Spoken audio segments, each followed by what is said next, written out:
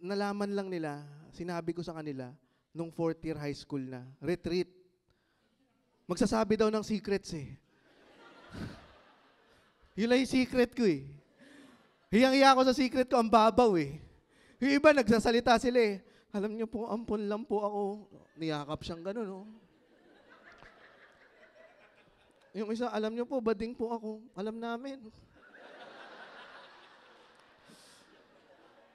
Nung ako na yung magsasalita, kabadong-kabado ako ganyan. So, good evening po sa inyong lahat. Naalala niyo po nung second year. Di ba sabi ko si Kabigting po yung tumae? Maraming times sa isip ko, huwag mo sabihin si Kabigting. Pero ngayon po, sasabihin ko na po sa inyong lahat, hindi po si Kabigting yung tumae. Si Cypress po. Hindi rin po si Cypress. Ako po yung tumae.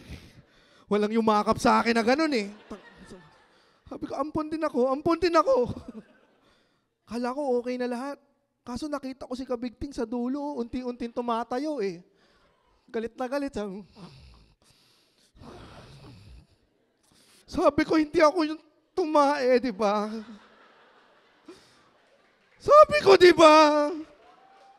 Ako pa nga nagsuggest, sabi ko, amuyan tayo ng puwet.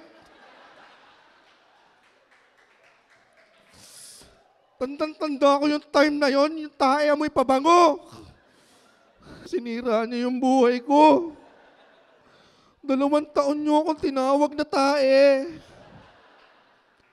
Pati nanay ko tae rin yung tawag sa akin. Akala ko 3rd year okay na tayo kasi binoto niyo akong officer. Yung pala gusto niyo lang ako tawaging sekretary. Maraming salamat.